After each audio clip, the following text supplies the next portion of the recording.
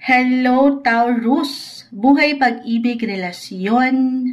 Ano nga bang ganap sa mga susunod na yugto, susunod na linggo or buwan ng taon para sa inyo, no matter what your relationship status, single, attached, or married, maybe.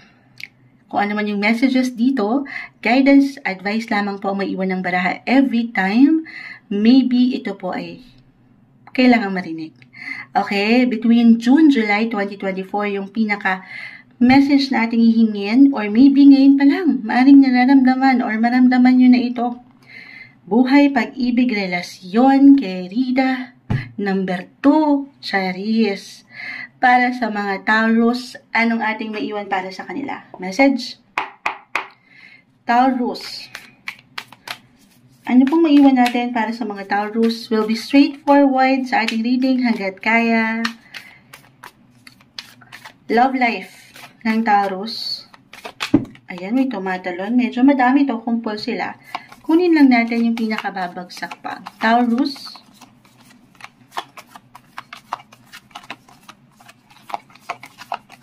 Taurus.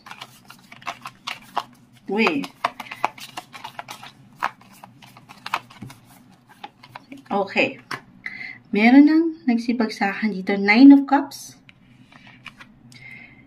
5 of Swords. The Queen of Wands. And the Page of Cups. Okay. Okay. So, hindi siya bantay. Taurus, sa mga susunod na linggo or buwang ito, hindi ko ito tatamisan. Ito yung una kong napuna. Yung 5 of Swords. Ito yung ilang 5 of Swords, Page of Cups, Reverse. Couples in a relationship, especially baka mag-apply ito. Napaka-normal naman. Dumadaan tayo doon sa ilang tension ng buhay or even conflict. Ayan. Pagdating sa inyong mga emosyon na hindi madali palaging panatilihing balanse. Ano po? Andiyan yung ilang, nagkakaroon tayo ng I will be straightforward, minsan nagiging immature tayo. Para sa ilan, hindi naman kailangan laliman. Yung emotional immaturity for some of you na hindi kasi natin, lalo pa kung napapangunahan kayo ng emosyon, 'di ba? Na nakakalimutan natin tingnan yung buong larawan madalas. Ito kailangan, kahit sa simpleng tension lamang na pwede nyong maramdaman when it comes to love, or sa inyong mga partners. Okay, yun yung pinakaunang message na nakikita ko. Maaring at one point sa mga susunod na linggo or buwang ito, meron lang hindi kayo pagkasunduan or may ilang disagreements, hindi kayo magkasabay. Kumbaga, na napaka-normal, aking uulitin. Wala namang perfect na kahit nga kambal, merong ilang pagkakaiba pa rin yan. Pero pinaka-message bilang nag-highlight right now, or sa mga susunod na linggong ito, Taurus, ang inyong komunikasyon na sektor rin, astrologically. So, yun na yung pinaka-ano ko. Ang mga bagay-bagay naman ay mapag-uusapan.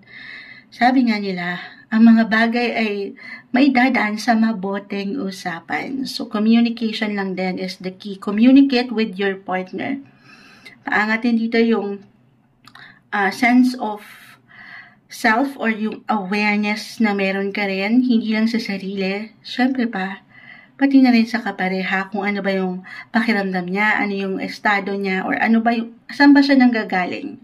Okay? Kung ano yung mga gusto niyang iparating, hinaing. So, ayan, idaan sa mabuting usapan. Taurus. Other messages, kung hindi mag-apply, of course, especially yun para sa mga in a relationship, married. Okay. Para sa ilan, okay, maybe ito na yung pinaka-message. Para sa lahat na to. Na why not bumuo naman kayo. Kasi parang andito rin yung mga gusto nyong buuing bago sa inyong connection.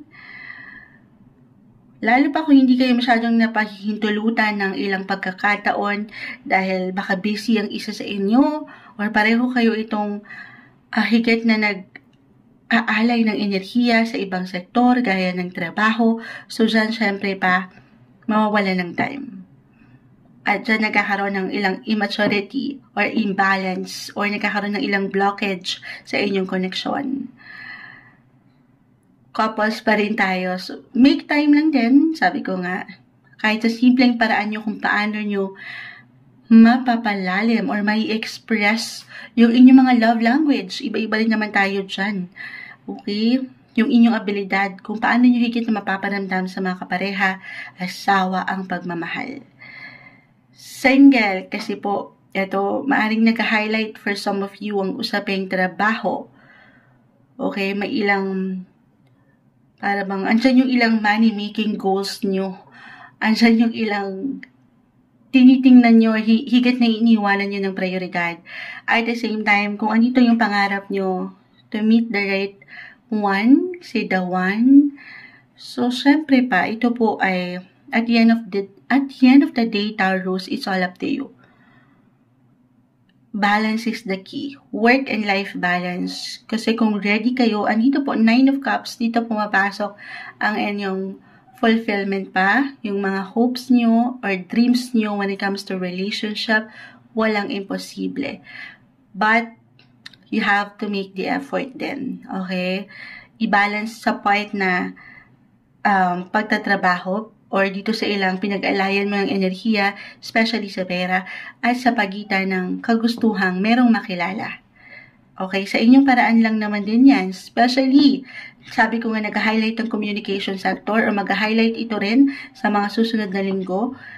Why not? Kahit over the net lang ito for some of you. Okay? Lalo kung andito na, syempre pa, nalulungkot din ng mga single, the Queen of Wands. Minsan, this one is in reverse, nawawalan kayo ng, alam niyo yun, gusto niyo naman ng someone na magpapa-inspire lalo sa inyo para bumangon. Ayan. Or itong ilang laban na sana meron kayong someone na kaagapay, andito yung longingness, single, yung pangarap. So, kung andito talaga at ramdam nyo yung pagka-lonely, again, it's all up to you. Try something new, something different. Kung paano nyo pa, alam nyo yun, kahit paano meron kayong makikilala. Nang syempre pa, guys, sa reality, hindi na rin safe outside. Diba? Or dito sa ilang pwede nyo makilala. Ano lang din, aalayan na yan ng pag-iingat. At the same time, nang hindi ka agad aalay ng fully trust or nung tiwala agad-agad as a Taurus kasi may tendency, lalo pa kung malungkot, di ba, na maka-attract agad kayo ng someone or kayo itong higit reversal tayo every time. No matter what you feel, Taurus, wag lang magpapabigla-bigla sa anumang pwede nyong bigyan ng pag-aksyon or desisyon sa part na ito. Anyhow, mayroon mang tension, may conflicts, kahit sa inyong sariling pakiramdam, minsan wala tayong higit na kalaban, kundi ang ating sarili. Gusto nang makakilala, pero at the same time, parang hindi pa ready makipagdigmaan. Kumbaga, ini-enjoy pa ang usaping trabaho, or meron talagang ilang obligations, hindi maharap ang kapareha, or ang makapagkilala. So, yung between guys, work and your social life. Okay? So, sa huli, it's all up to you. Hindi nyo rin naman kailangan ma-pressure kung hindi pa ready. Huwag madaliin. Soon, July 2024, Taurus, kuha pa tayo ng ilang messages para sa inyo. Taurus. So, andito lang, Venus. This is your planet ruler. Taurus. This is all about love.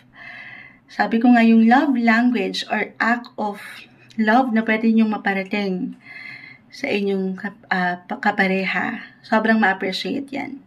Sa inyong paraan, andito naman ang love. Gaano man parang kakomplikado ang mga bagay-bagay minsan.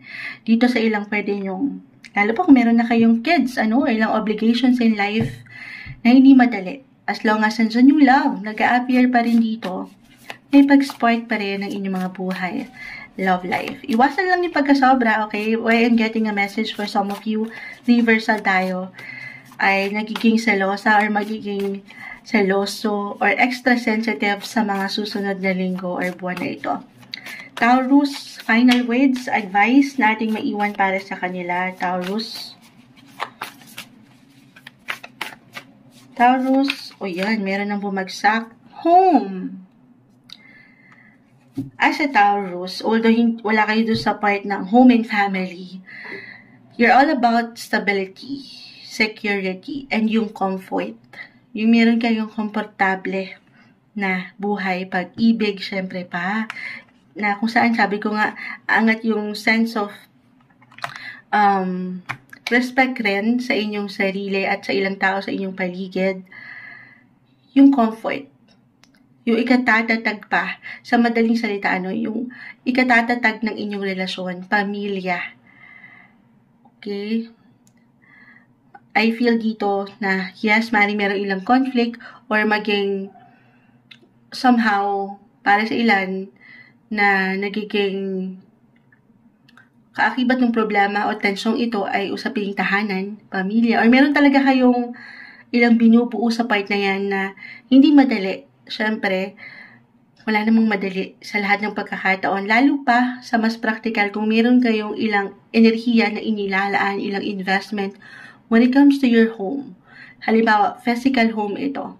Meron kayong pinapagana or inaayos, kinukumpuni, or talagang dumadaan kayo sa house renovation. Why I feel na ganon? So, dito kaakibat niyan yung ilang stress, ilang complicated na situation. Ulitin ko, lagi nyo lang papangibabawan dito yung kagandahan din ng inyong mga puso, okay? Ng inyong pakiramdam. Andyan yung love eh. Bakit ba kayo nai-stress? Bakit ba kayo nagsiselos? Bakit kayo nakakaramdam ng extra sensitivity when it comes to love, your relationship? Dahil andito yung love, andito yung home, yung homey feeling, andito yung puso nyo. Okay? Dahil mahal nyo ang taong ito. Para sa inyo, June, July 2024, ito yung message, love advice para sa mga Taurus.